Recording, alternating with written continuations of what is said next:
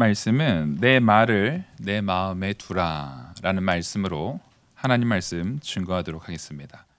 우리가 먼저 이 잠언에서 마음에 대한 부분을 얘기할 때 그 마음을 어떻게 표현하고 있었는가, 마음에 대한 부분이 어떻게 우리에게 적용되고 있었는가를 다시 한번 돌이켜 봐야 됩니다. 우리의 마음이라는 것은 하나님께서 나를 이끄시는 그런 전인적인 모든 것의 기준이고 모든 것의 시작점으로서 나의 변화를 이루시려는 모든 변화의 가장 근본적인 부분을 이 잠언에서는 계속 마음이라는 단어를 가지고 우리에게 사용하고 있습니다.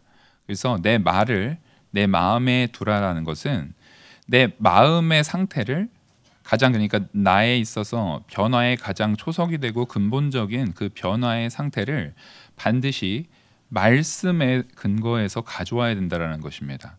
말씀에 근거해서 우리의 마음이 변화가 돼야 되고, 그러니까 우리의 마음의 가치관이 세상에서 말하는 기준이 아니라 정말 이 환경에 영향받는 기준에 의해서 변화되는 것이 아니라 성경 말씀이 우리에게 하는 것을 가지고 우리가 변화돼야 된다라는 것을 먼저 전제해서 말하고 있습니다. 그래서 오늘 본문은 우리에게 지혜 그리고 명철을 얻어야만 우리가 얼마나 좋은가, 그것을 얻어야만 얼마나 좋은가를 설명하는데, 그 지혜와 명철을 얻은 것을 반드시 내 마음에 두고 마음에 둔 것이 나타나는 것. 우리가 제가 이 안에 보면 차가 있어요. 가끔 차 맛이 달라요. 색깔은 비슷한데 가끔 차 맛이 다른데 여기에 들어 있는 게 나오는 겁니다. 저 여기에 담겨진 게 나와요. 만약에 이제 저희 집사람이 여기다 차를 해주는데 전날 마음에 안 들어가지고 쓴 차 넣었다고 생각을 해보세요. 그러면 마셨을 때 쓴 맛이 나는 거예요. 아니, 그런 적은 없어요. 네. 오해하지 마시고, 그런 적이 있다는 게 아니라 예를 드는 겁니다. 쓴 차를 넣으면 쓴 걸 먹게 되는 거예요. 우리는 굉장히 인간에 대한 가치를 너무나 복잡하게 생각하는 경향이 있습니다. 맞아요. 사람은 참 복잡해요. 뭐냐면 사람이 사람을 보기에 복잡한 거지 하나님께서 사람을 보기에 복잡한 것이 아닙니다. 우리가 덧셈, 뺄셈, 곱셈, 나눗셈을 지금 성인이 된 사람이 볼 적에는 별로 복잡하지 않아요. 하지만 저희 건호는 나눗셈을 잘 못했습니다. 미안해요. 나눗셈을 잘 못했어요. 그게 복잡한 거예요. 근데 지금은 아닙니다. 지금은 너무 잘합니다. 그게 헷갈리고 이게 복잡하게 느껴졌던 시기가 있어요. 그 시기를 지나야 되는 거예요. 그래서 우리는 자라나야 됩니다. 저는 어렸을 때 제가 전에도 말씀드렸지만 제가 말을 많이 더듬었습니다. 그래서 그게 너무 힘들었어요. 그것을 고치려고 노력도 많이 했어요. 기도도 많이 하고, 근데 어느 순간 많이 좋아졌습니다. 굉장히 급격하게 좋아지는 그런 순간들이 있었어요. 그러니까 이런 것들이 과연 우리는 그 시간 지나면 다 그래, 다 과정이지, 지나고 보면 아무것도 아니야 라고 쉽게 말하지만 사실은 그것을 경험하고 겪고 있는 나에게는 그 일이 그 순간에는 제일 큰 일입니다. 제일 어려운 일이에요. 그래서 다른 사람의 어려움에 대해서 우리가 절대 쉽게 판단해서는 안 돼요. 굉장히 어려운 겁니다. 그 순간을 이겨내기가 굉장히 어려워요. 그래서 정말 제일 이해 안 되는 게 학생들이 공부 스트레스 때문에 막 자살하는 사건들이 뉴스에 나오잖아요. 그럼 우리는 아유 배가 불렀네 막 이렇게 표현하시는 경우가 있어요. 세상이 어떻게 돼가지고 너무 편하게 키워서. 근데 우리는 그렇게 바라보면 안 되는 게, 그 아이한테는 그 가치가 모든 것이 상실되는 것 같은 아픔과 어려움이 자기에게 닥쳐졌기 때문에 그러는 거예요. 이번에 수련회를 갔는데 저랑 이제 같이 학교 다녔던 그 친한 목사님이 그 청년들 그 우울증 관련해서 특강을 하셨는데 너무 잘하셨어요. 특강을 너무 정말 준비도 많이 하시고 PPT를 거의 103장이나 준비했는데 그러면 다들 놀라시잖아요. 한 2시간 한 거 아니야? 근데 시간도 굉장히 짧으면서도 임팩트 있게 잘 하셨는데 거기에서 이제 이 수치들을 많이 보여주는데 20대의 그 우울증에 의한 자살률의 비율이 너무나 급격하게 올라가더라고요. 너무나 급격하게 올라가고 있어요. 근데 우리가 과연 그들한테 아유 세상이 편하니까 마음이 사람들이 약해져 가지고 마음이 약해지니까 이렇게 죽으려고 하고 막 그런다고 배가 불렀다고 이렇게 말할 수가 없는 것이 그들의 부모가 우리입니다. 그들을 키운 게 우리예요. 그들의 할머니가 할아버지가 우리고 그들의 아버지 어머니가 우리예요. 결국에는 우리가 이 사회 속에서 그들을 키워내는 모습대로 그들이 자살을 선택할 수밖에 없을 정도로 유약하게 자랐다면 우리는 거기에 분명히 책임이 있습니다. 그래서 어떠한 아픔에 대해서도 타인의 아픔에 대해서 너무 가볍게 생각하면 안 된다는 거예요. 오늘 말씀에 있어서 우리는 이 말씀을 아버지의 훈계를 들으라. 그러면 네가 잘 된다 하니까 이 말씀을 근거로 해서 잔소리하라라고 받아들이실까 봐 제가 전 앞에서 이 부분을 말씀드린 겁니다. 이건 잔소리를 얘기하는 게 아니라 아버지가 아들을 얼마나 사랑하는 마음으로 말하는지를 들으라는 얘기지 막 정말 우리가 흔히 얘기하는 라떼는 말이야 막 이러면서 그 훈계하고 요즘 애들은 유약해 이렇게 하면 잘 될 건데 왜 그걸 못하는지 모르겠어 라고 하면서 그들의 아픔을 함부로 후벼파지 말라는 거예요. 이 이야기는 그렇게 하라는 의미가 절대 아닙니다. 우리는 훈계를 해야 합니다. 훈계를 하지 말라는 거 아닙니다. 그들 상처받을까 봐 어이구 괜찮아 오냐 이렇게 키우라는 거 아니에요. 그런 걸 말씀드리는 게 아니라 훈계를 말한다 할지라도 그 훈계를 듣는 아이가 훈계가 아닌 진짜 사랑으로 나한테 이야기를 한다라는 것을 느낄 수 있을 만큼의 사랑을 먼저 주시고 먼저 큰 사랑으로 충분히 마음에 그 여유가 생길 수 있도록 그 정말 그 마음에 완충할 수 있는 푹신한 그런 완충제를 충분히 사랑으로 더 많이 준 다음에 그것을 평소에 항상 주면서 우리가 훈계를 하도 해야 된다라는 겁니다. 사랑이 전제되지 않는 훈계는 사람을 상처 줄 뿐만 아니라 파괴시켜요. 관심 하나도 없다가 어느 날 성적표 딱 받아보고 너 뭐 했어? 너한테 학원비 얼마 들어가는 줄 알아? 이렇게 말하는 것은 그것은 정말 너무 잔인한 말이에요. 그 아이들이 그걸 알면은 애들이 아니죠. 애들이 아닌 거예요. 우리가 오늘 이 말씀을 절대 잔소리하기 위한 마침 잘 됐다. 너 목사님 말씀 못 들었어? 훈계, 아버지의 훈계를 잘 들으라잖아. 이렇게 악용되지 않게 하기 위해서 지금 전제에서 뒀습니다. 절대 이거를 그렇게 악용하지 마시고 정말 선한 마음으로 우리가 어떻게 하나님께서 날 사랑하셨는지를 바라보고 나도 어떻게 나 자신뿐만 아니라 내 이웃과 내 자녀들을 사랑할 건지를 우리가 고민해 봐야 된다는 겁니다. 먼저 1절을 보시면 아들들아 아비의 훈계를 들으며 명철을 얻기를 주의하라. 이것이 분명한 선언입니다.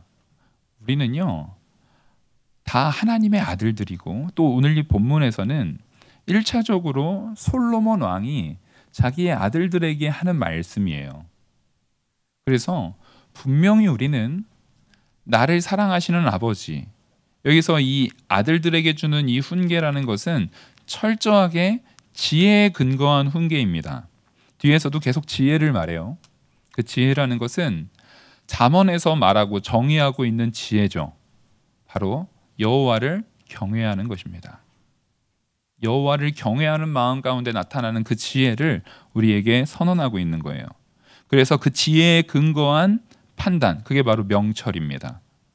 아버지로부터 오는 훈계를 들으며 명철 얻기를. 그러니까 여기서 훈계라고 표현되어 있지만 이 훈계는 사실상 지혜와 동의어입니다.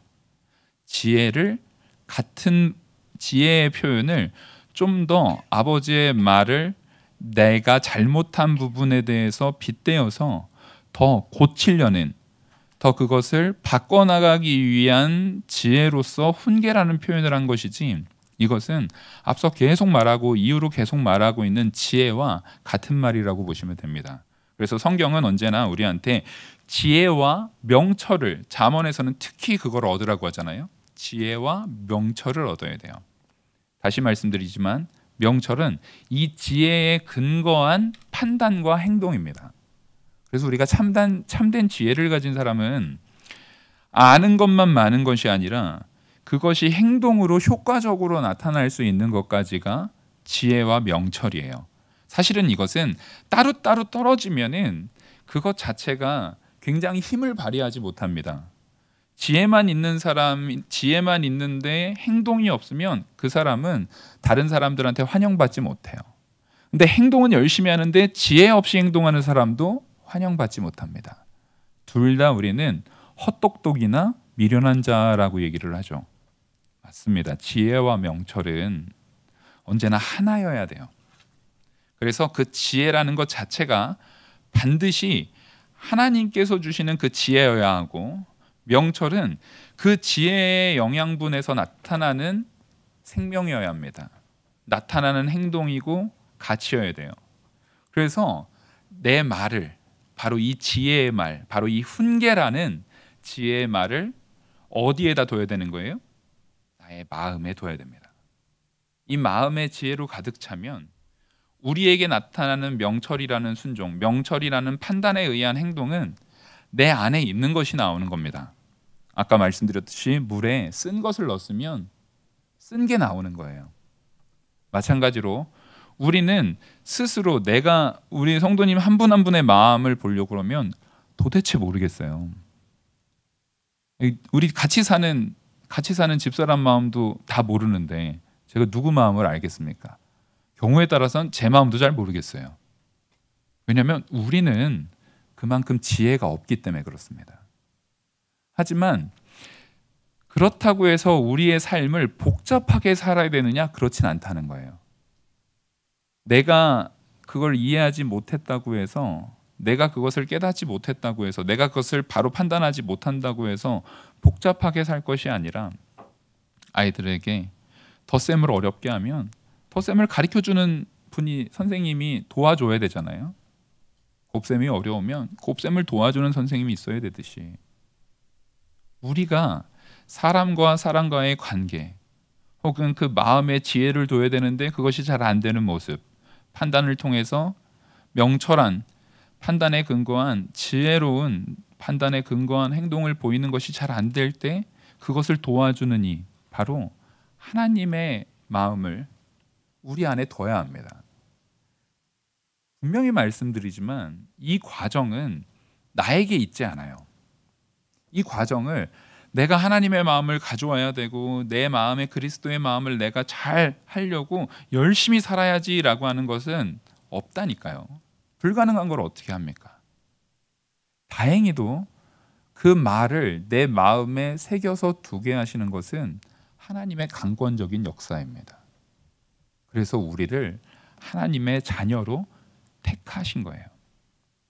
지금 이 말씀은 1차적으로는 솔로몬이 그의 아들들에게 하는 말이지만, 지금 우리에게, 지금 이 시기에 저를 통해서 선포되는 이 말씀 속에서 우리가 받아들여야 되는 방식은, 하나님께서 나에게, 하나님 아버지가 자녀인 나에게 주는 말씀이에요.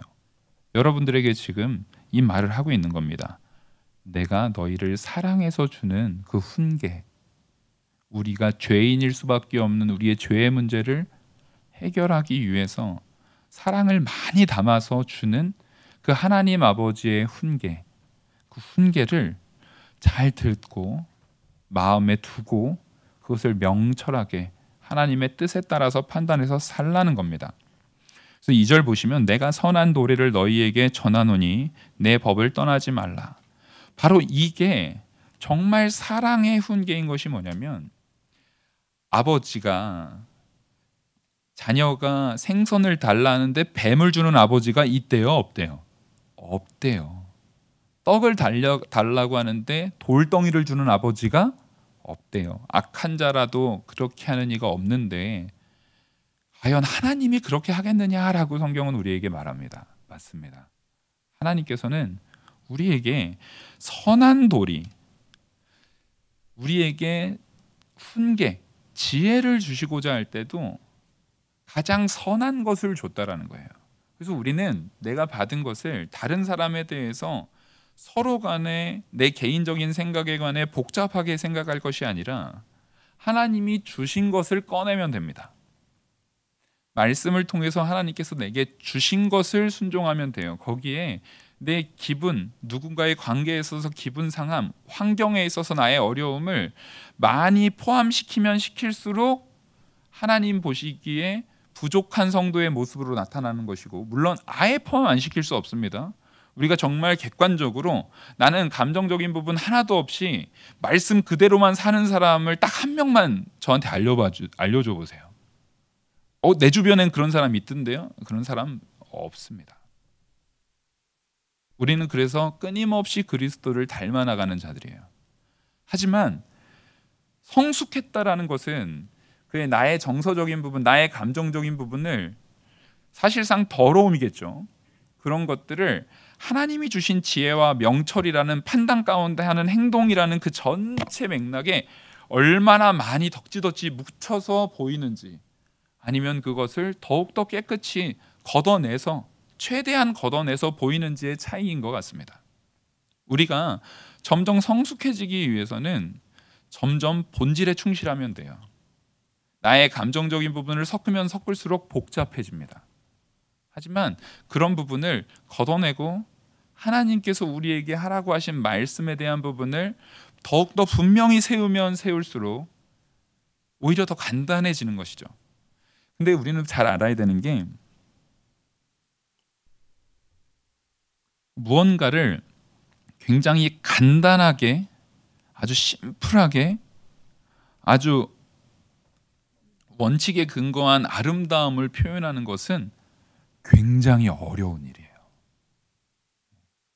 그래서 우리 마음에 참된 선의 도리를 심어 넣는 것은 선과는 상관이 없는 우리가 할 수 있는 일이 아니라는 거예요. 그래서 하나님께서는 그것을 말씀의 형태로 내가 선한 도리를 너희에게 전하노니라고 말합니다. 하나님께서 우리에게 먼저 전해주신 거예요. 그 전하는 역할을 하나님께서 완벽하게 이루시려고 택한 자녀들에게 성령을 주신 겁니다. 성령이 내 안에서 계속 그 역사를 하고 계시고, 이미 완성시켜셨지만, 우리가 이미와 아직에 대한 부분을 제가 여러 번 말씀드렸던 것처럼 이미 완성시켰지만 또한 아직 계속 우리가 그 안에서 이루어 나가야 되는 과정들도 있는데, 그 과정까지도 성령께서 도와주고 계시다라는 거예요. 그래서 우리는 선을 추구해야 합니다. 선을 추구할 때 아무 무지성하게 하는 행동이 선일 수 있습니까? 내가 아무 생각 없이, 예를 들어서 지나가다가 앞에 5만 원짜리가 떨어져 있었어요. 아무 생각 없이 제가 그걸 딱 주워가지고 들었는데 앞 사람이 아우 감사합니다 주워주셔서 하면서 가져가는 거예요. 그럼 그 사람은 제가 이렇게 주워줘가지고 자기가 고맙다라고 했지만, 저는 그 고마움을 받을 자격이 있는 사람이에요, 없는 사람이에요? 없는 사람이에요. 그래서 무지성적인 선이라는 것은 존재할 수 없습니다. 참된 선이라는 것은요, 반드시 내 마음에 인식하고 있는 것이 전제돼야 선이에요. 기계적인 행동은 선이 될 수 없어요. 그 마음에 가지고 있는 본질이 전제해야만 그게 선인지 악인지가 나오는 거예요. 그래서 하나님께서 내 말을 내 마음에 두라라고 말씀하시는 것은 내 안에 하나님의 말씀, 그것이 우리를 기계적으로 만드는 것이 아니라 참된 하나님의 자녀로, 인격적인 존재로서 우리가 그것을 생각하고 하나님을 사랑하는 마음 가운데 행동하게 하시는 그 사랑의 마음을, 사랑의 지혜를, 참된 은혜의 지혜를 우리 안에 두시겠다라는 거예요. 그래서 하나님께서 주신 그걸 가지고 우리는 살아가야 됩니다. 그것이 선이기 때문에 내게 속한 악한 것을 점점 버려버리고, 그래서 내 안에 있는 죄의 부패성은 자꾸만 걷어내버리고 그 안에 있는 선을 행동하라는 거예요. 그래서 3절에 보시면 나도 내 아버지에게 아들이었으며 내 어머니 보기에 유약한 외아들이었노라. 아버지가 내게 가르쳐 이르기를 내 말을 내 마음에 두라. 내 명령을 지키라. 그리하면 살리라. 지금 내 말을 내 마음에 두라라고 하는 것이 솔로몬의 아버지가 말했다는 거예요. 솔로몬의 아버지가 누굽니까? 다윗이잖아요. 예, 이 말은 앞서 이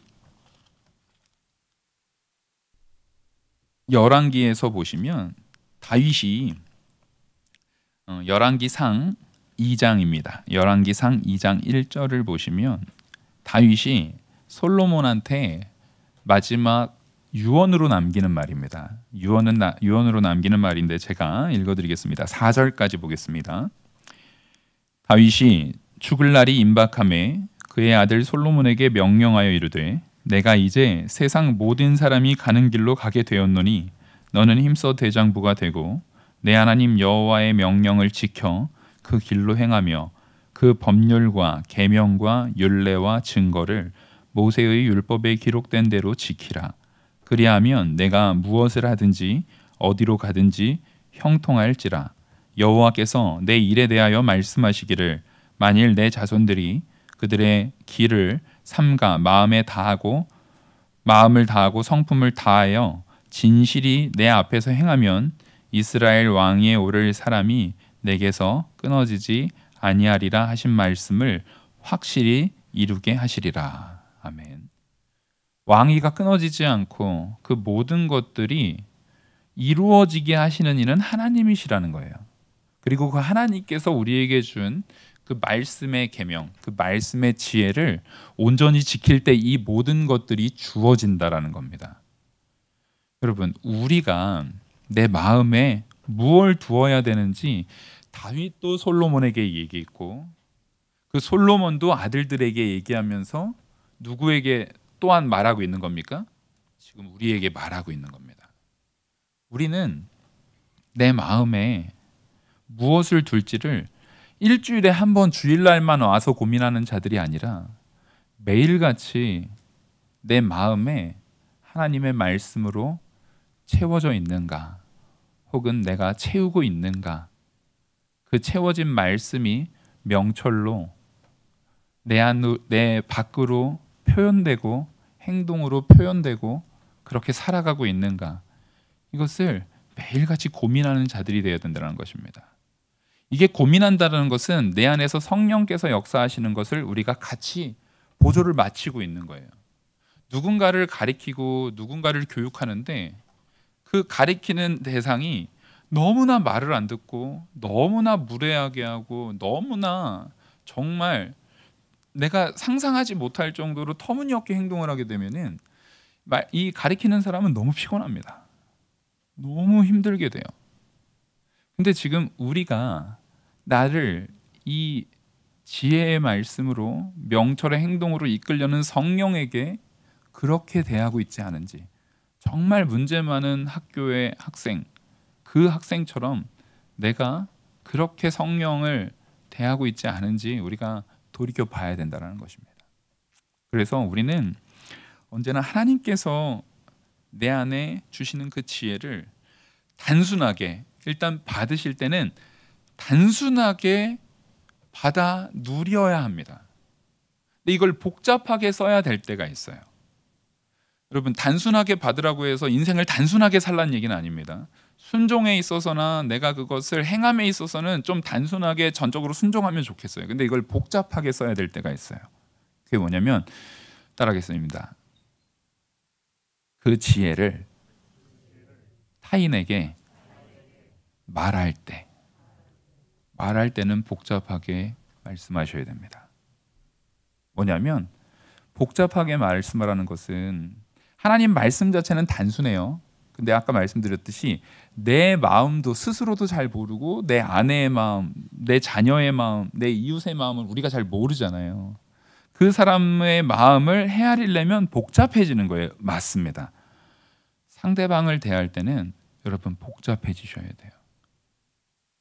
내가 아닌 다른 사람을 대하는 거기 때문에 더 복잡하게, 더 예의 있게, 더 신경 써서 그렇게 말해야 합니다. 더 고민을 많이 해야 돼요. 그래서 내가 보기에 아무것도 아닌 일 가지고 아내가 물어볼 수 있어요. 내가 글쎄 말이야 오늘 이런 일이 있었는데 내가 이런 대우를 당했다니까? 그러면 남자들이 제일 많이 생각하는 게 당신이 잘못했네. 이렇게 생각되는 경우가 있어요. 거기서 객관성을 가져오면 안 돼요. 내 아내의 마음에 동조를 해야죠. 뭔가 지금 아내가 나한테 그걸 얘기한 게 나라는 남편이라는 판사에게 판결 받으려고 온 게 아니잖아요. 그러니까 단순하게는 잘잘못을 가려주는 게 맞는 것 같지만 그 단순함을 넘어서서 그 사람을 은혜로 품어서 그 안에서 더 참된 가치로, 사랑의 가치로 승화시키기 위해서는 먼저 사랑으로 품는 마음이 필요합니다. 솔직히 그런 얘기를 했을 때 예를 들어서 아내나 남편이나 자기가 얘기를 했을 때 자기가 살면서 자기가 잘못 말하거나 잘못 이해해서 했거나 너무나 억울해서 변명은 했지만 나중에 일반적으로는 그땐 내가 그거 참 너무했네, 잘못했네 해서 다 알아요. 근데 남편한테 혹은 아내한테 그런 얘기를 한다는 것은 뭐 받으려고 하는 겁니까? 위로받으려고 하는 거예요. 위로받고 싶은 거예요. 여러분들도 하나님 앞에 기도할 때에 막 나의 나약함을 막 토로하고 나의 연약함을 토로하는데 갑자기 음성으로 네가 잘못했네 이거 듣고 싶어서 기도하시는 거 아니죠? 넌 아직도 그러고 있느냐, 언제 철들래, 이런 말 듣고 싶어가지고 하나님 앞에 기도하는 거 아니잖아요. 위로의 마음을 주시기를 원하는 거예요. 나는 그거 원하면서 왜 다른 사람한테는 그렇게 안 하려고 합니까? 객관적인 건 단순하게 판결하는 것은 자기한테 하세요. 자기한테는 굉장히 아주 매몰차셔도 됩니다. 자기 자신에게는 더욱더 날카로운 잣대로 대시고 타인에게는 하나님이 나에게 줬던 그 사랑을 좀 더 사용하십시오. 하나님께서 우리에게 지혜와 명철과 사랑을 다 주셨는데 나에게 사용할 때는 지혜의 부분을 더 많이 사용하시고 상대방에게 사용할 때는 그 사랑의 부분을 더 많이 사용하셔서 우리가 이 균형을 맞춰야 되는 것 같아요. 지금 오늘 이 말씀을 보면 정말 사랑을 많이 담았다라는 것을 우리는 마음에 전제하고 봐야 되는 겁니다. 아들이 이렇게 했으면 좋겠는 거예요. 아들이 이렇게 됐으면 좋겠는 거예요. 그래서 이 명령을 지켜라 라고 말한 이후에 이 6절부터 보시면 5절 보시겠습니다. 지혜를 얻으며 명철을 얻으라. 내 입의 말을 잊지 말며 어기지 말라. 이것을 다시 한번 강조하는 거예요. 제발 이거 어기지 말라는 거예요. 어기지 말면 그러면 6절부터 지혜를 버리지 말라. 그가 너를 보호하리라. 여러분 우리 보호받고 싶잖아요. 제가 그 막내 아들로 태어나서 좀 이렇게 곱게 자랐습니다. 좀 편하게 자랐어요. 편하게 자라다가 목회해가지고 시골에서 갑자기 담임 목회하고 막 할 때 한 번도 느껴보지 못했던 내가 막 다 책임지고 해야 되는 일들을 경험하면서 사실 너무 힘들었습니다.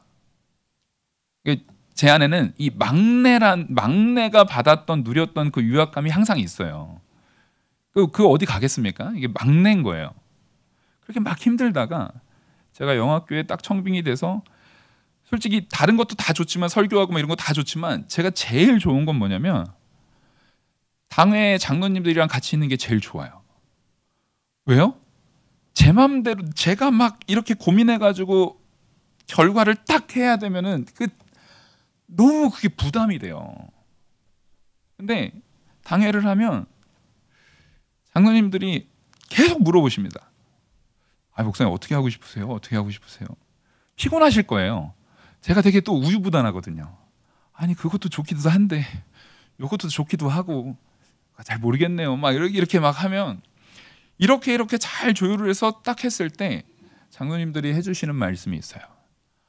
목사님 이렇게 하시고 하고 싶은 대로 하시고 문제 있으면 당회 이름으로 하는 거니까 걱정하지 마시고 우리 당회가 다 같이 책임지는 거니까 이 보호받는 느낌, 이 보호받는 느낌, 혼자서 그냥 잘못되면 다 큰일 난다 이런 느낌이 아니라 이 보호받는 느낌이 사람에게는 언제나 되게 중요한 것 같아요. 자녀들이 그래서 집에서는 함부로 할 수 있는 거 아닙니까? 부모가 막 그렇게 함부로 할 수 있는 이유가 뭐예요? 엄마 아빠가 책임져 준다라는 그 느낌이 있는 거거든요. 그래서 이 보호받는 느낌이라는 것이 너무 중요한 거예요. 지금 왜 이 보호받는 것을 먼저 말했는가 제가 고민해 보니까 아버지가 말하는 거기 때문에 그래요. 내가 어렸을 때 너를 보호했듯이 내가 없어도 하나님이 여전히 너를 보호하고 있다.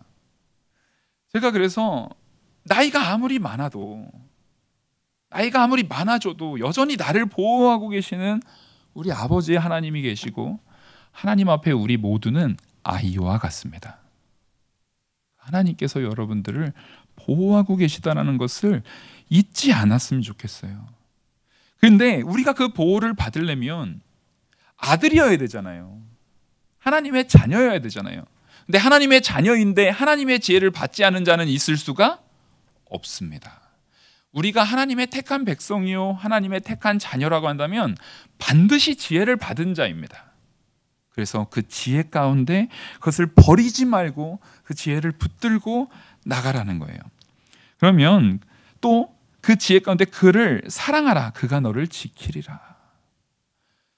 지혜를 버리지 않으면 보호하고 사랑하면 지킨다. 이게 딱 아버지와 자녀의 관계라니까요. 그 보호가 누구를 통해서 보증되는 거예요? 나를 사랑하고 사랑이 교감되어서 지켜주시는 하나님 아버지를 통해서 지켜지는 그 보증이 전제됐더라는 것입니다. 그래서 우리 성도님들이 예배당에 오면 이런 보호받는 느낌을 많이 받으셨으면 좋겠어요. 저는 요즘에 그래서 교회에서 밥 먹는 게 너무 좋아요. 누가 차려주는 밥 제일 좋잖아요. 특히 우리 여자 권사님들, 집사님들은 누가 차려주는 밥, 보호받고 섬김받는 이런 거. 교회에 왔는데 너무나 막 피곤한 일만 있지 않았으면 좋겠어요. 교회에 와서 사랑을 좀 느끼고 교회에서 내가 위로받고 있구나. 그래서 어리광필한 얘기가 아닌 건 다 아시잖아요. 제가 이렇게 얘기한다고 해서 권사님이 나 보호받을 거니까 나 이렇게 해줘야 막 이러시지 않으실 거 다 알아요. 뭐 가끔 그렇게 하셔도 해드릴게요. 근데 안 그러실 거잖아요. 우리가 이 예배당에 하나님 앞에 예배하러 나올 때는 아버지에게 나온다는 마음으로 나왔으면 좋겠습니다. 사랑을 가지고 나왔으면 좋겠어요. 사랑만 가지고 오시면 돼요. 그때 또 다른 유익을 또 알려줍니다. 7절 지혜가 제일이니 계속 지금 지혜를 얘기하고 있어요. 그래서 기독교인 중에 지혜가 많아요. 이름이. 이번에도 청년부 수련회 갔는데 지혜가 1번 지혜, 2번 지혜, 3번 지혜부터 해가지고 뭐 수십의 지혜들이 있더라고요. 맞아요. 지혜가 많아요. 지혜가 중요하기 때문에 그래요. 지혜가 제일이니 지혜를 얻으라. 내가 얻은 모든 것을 가지고 명철을 얻을지니라. 이거는 앞에서 계속 설명했기 때문에 지혜와 명철은 뭐라고요? 세트예요. 절대 찢으려고 하지 마십시오. 지혜와 명철은 세트예요. 지혜 자매가 명철 형제를 만나야 돼요.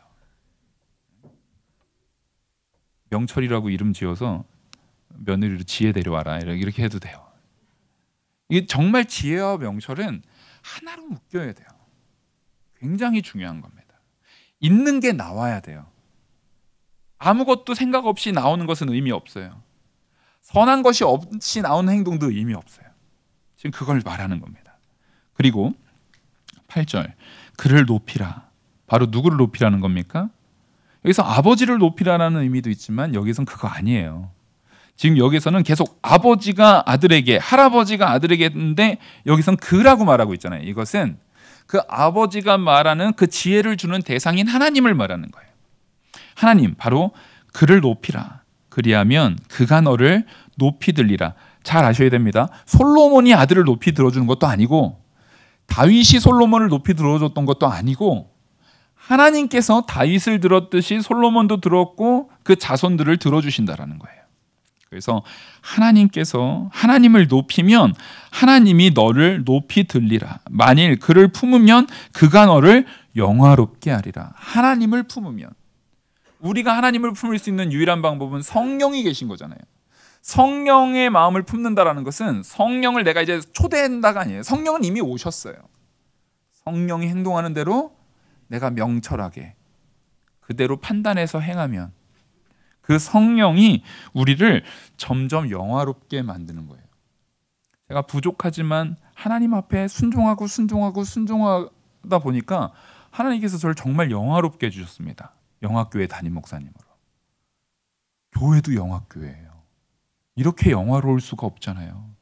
하나님께서 이 자리까지 이끌어 주시는데, 가만 생각해 보면 아무리 생각해도 제가 한 행동의 가치가 영화교회 담임 목회자가 될 만큼의 큰 하나님께 영광 돌리는 일을 한 적은 없는 것 같아요. 여러분 기억하십시오. 하나님은 아버지시기 때문에 내가 한 것보다 항상 더 주십니다. 내가 행한 것보다 항상 더 주세요. 내가 요만큼 잘하면 이만큼으로 채워주시더라고요. 우리가 하나님 아버지 앞에 온다라는 마음을 절대 잊지 말고 9절 같이 읽겠습니다. 시작. 그가 아름다운 관을 내 머리에 두겠고 영화로운 면류관을 내게 주리라 하셨느니라. 아멘. 그 아버지가요, 우리한테 준비해 놓으신 게 뭐예요? 여기에서 앞에 간단하게 이해하기 위해서 좀 적어 놓으셨으면 좋겠어요. 여기 9절 앞에 영원히라고 적어 놓으세요. 9절 앞에 영원히 그가 아름다운 관을 내 머리에 두겠고 영화로운 면류관을 내게 주리라 하셨느니라. 여러분, 우리는 영원한 천국에서 아름다운 면류관, 영화로운 면류관을 영원히 받아 누릴 아버지의 자녀인 줄 알고 그 하나님 아버지의 말씀을 우리 마음에 두는 우리 영화교회 모든 성도님들 되기를 간절히 소망합니다. 기도하시겠습니다. 은혜와 사랑이 많으신 하나님 아버지, 우리가 하나님의 은혜 안에 자녀된 것을 진심으로 감사합니다. 하나님이 자녀 삼아 주셨사오니 우리를 이끌어 주시고 붙들어 주시고 역사하여 주실 줄 믿습니다. 하나님만 의지하고 담대히 나아가며 내 마음에 온전히 하나님의 말씀으로 가득 채워서 명철의 행동이 말씀의 지혜의 근거에서 나타날 수 있도록 우리를 주장하여 주시옵소서. 이 모든 말씀 살아계시는 우리 주 예수 그리스도의 이름으로 기도 올리옵나이다. 아멘.